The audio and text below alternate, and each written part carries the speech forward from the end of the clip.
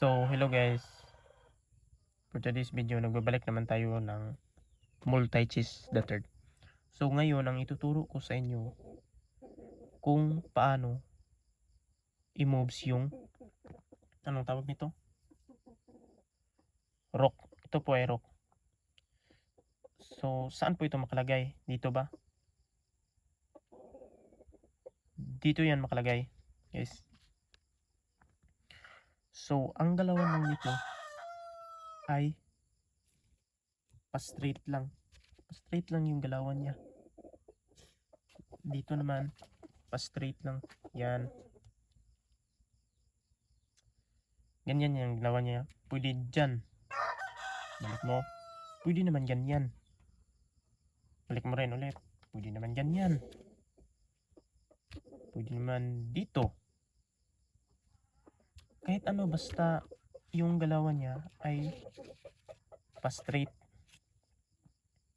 Dito naman, pwede dito. Balik mo, pwede dyan. Balik mo rin ulit. Pwede dito.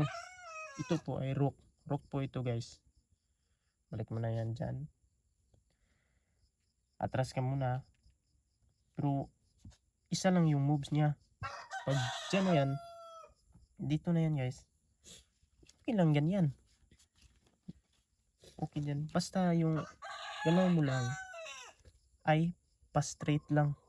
Yan ang galaw ng rook. Pa-straight. Dito naman. Straight naman dito sa kilid. Kung dito ka naman, oh yun, the same rin. Pa-straight mo lang. Yan kasi ang rule ng rook. Kahit ano dyan.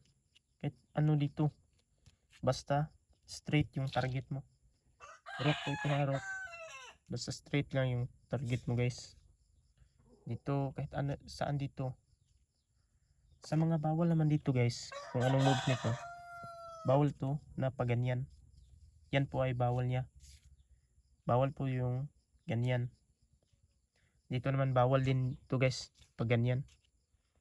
Mali po yan, mali. Mali din. At yung basta isa lang yung moves niya. Yung galawan niya ay ganyan lang. Pag ganyan lang guys. Kung dito ka naman, the same rin guys. The same rin. Ganyan. Kahit saan ka magpunta, basta yung target mo ay straight. Hindi yung ganyan. Bawal yan. Mali po. Mali po yan. Dapat yung ganyan ha. Basta yung rook lang. Diyan. Kahit saan dito. Basta takilid lang. Kahit saan dito guys. Basta takilid lang. So, ngayon, dito yan makalagay dapat. May isa yan kasama. Dalawa kasi yan sila. Yung rook. Dito yan. Ganyan lang mga moves nila. Ganyan. Dito naman yan. Dito. Yan. Basta yung target lang guys. Target.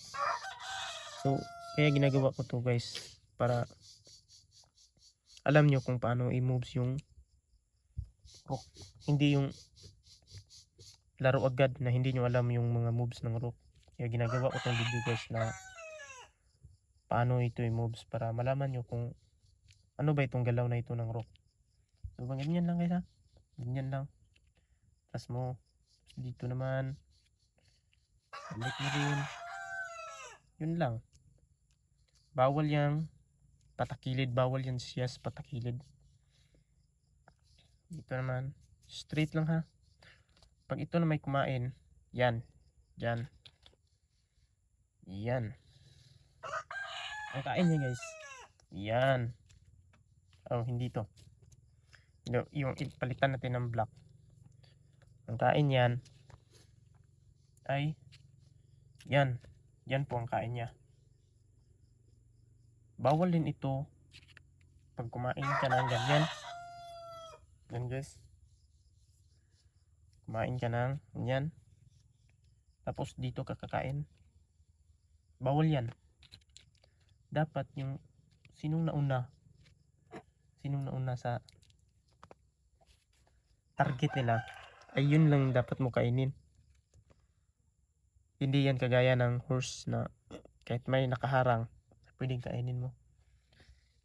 Dapat ganyan lang pagkain niya, ganyan lang. At the same din dito sa isa, pareho lang ito sila. Pag may nakaharang dyan, bawal din ng ganyan na. Bawal. Naku, bawal yan guys. Dapat yan, kung sino lang nauna din yan, ang dapat mo lang kainin.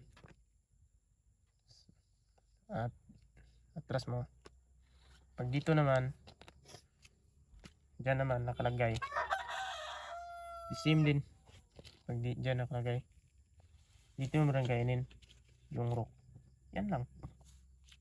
Bawal din ng dito yan. Bawal yung mga ganyan. Bawal. Basta ganyan lang kain niya guys. Ganyan. Tapos mo. Ito namang isa. Ganyan lang.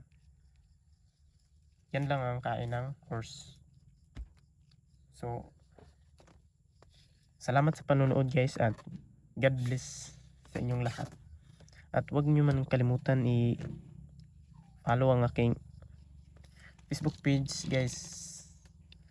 Kung hindi ka pa nakapollow at sa YouTube channel naman natin. Guys. So, maraming salamat sa panonood guys. Thank you and God bless.